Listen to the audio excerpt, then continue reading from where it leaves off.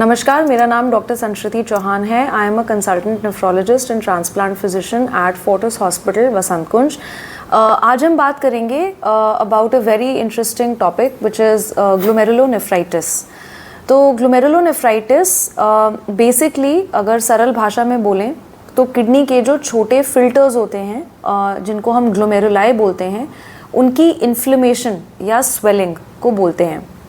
So basically ये जो glomeruli होते हैं, they are nothing but a bunch of blood vessels.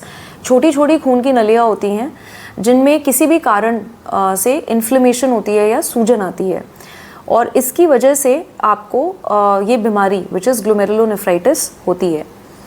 अब ग्लोमेरुलोनेफ्राइटिस के बेसिकली दो मेन मुख्य कारण होते हैं। जो सबसे इम्पॉर्टेंट कारण है जिसको हम नॉर्मली डायग्नोज करते हैं, that is which is the commonest in our country as well as the commonest world over, is called IgA nephropathy, which is the commonest glomerulonephritis, especially in the second decade and the third decade of life, मतलब 10 से 20 साल और 20 से 30 साल की उम्र में। Other important causes और जो मुख्य कारण हो सकते हैं ग्लोमेरुलोनेफ्राइटिस या किडनी के स्मॉल फिल्टर्स के इन्फ्लेमेशन के, विल बी डिजीज़ेस जो कि रैपिडली आपके क्रिएटिनिन को बढ़ाएं या फिर आपके किडनी फंक्शन को डिटीरियरेट करें।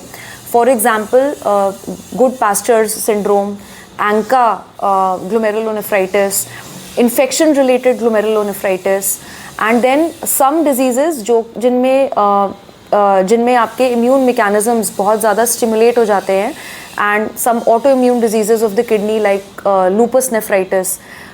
All of these diseases basically ultimately affect the nephrons or the filters of the kidney and then cause glomerulonephritis. अब glomerulonephritis को डायग्नोज कैसे किया जाता है? तो ग्लोमेरुलोनेफ्राइटिस या किसी भी किडनी की बीमारी को डायग्नोज करने के दो ही तरीके होते हैं। सबसे पहला होता है कि आप अपना KFT कराएं, which is a kidney function test, और उससे ज़्यादा इंपॉर्टेंट ग्लोमेरुलोनेफ्राइटिस के को डायग्नोज करने के लिए होता है liquid biopsy, which is your urine. आप एक सरल यूरिन का टेस्ट कराएं। यूरिन के टेस्ट में आपको अगर ब्लड दिख रहा है, RBCs दिख रहे हैं, पस सेल्स दिख रहे हैं, प्रोटीन लीकेज दिख रहा है, इनका कोई कॉम्बिनेशन दिख रहा है या ये आइसोलेशन में दिख रहे हैं, तो यूजुअली ये इंडिकेट करते हैं कि कहीं ना कहीं आपकी जो पेशाब की फिल्टर्स हैं, किडनी के फिल्टर्स हैं, ग्लोमेरुलाई हैं, वो इन्फ्लेम्ड हैं। जो डायग्नोस्टिक टेस्ट है, जो गोल्ड स्टैंडर्ड टेस्ट है ग्लोमेरुलोनेफ्राइटिस को डायग्नोज करने के लिए, that is a kidney biopsy.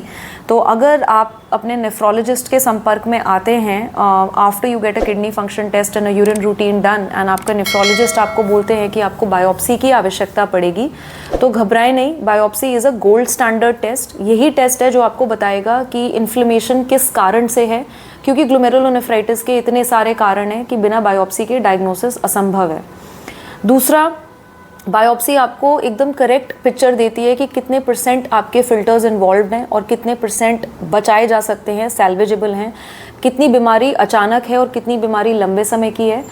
Thirdly, अगर ट्रीटमेंट देना है तो किस प्रकार का देना है और कितना अग्रेसिवली देना है, डिपेंडिंग ऑन किडनी में कितनी इन्फ्लेमेशन है।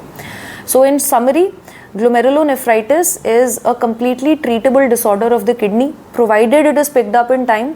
The way it has to be picked up is, अगर आपको किडनी की बीमारी के संबंधित लक्षण हैं, पैरों में सूजन है, यूरिन में झाग आता है या यूरिन से ब्लड आ रहा है, आप अपना KFT और यूरिन कराएं। KFT और यूरिन के आधार पे अपने नेफ्रोलॉजिस्ट से संपर्क करें, and if you are being recommended a biopsy, which you absolutely should, you should always get it done to get a complete picture of what you are suffering from and what can be given for treatment. Thank you.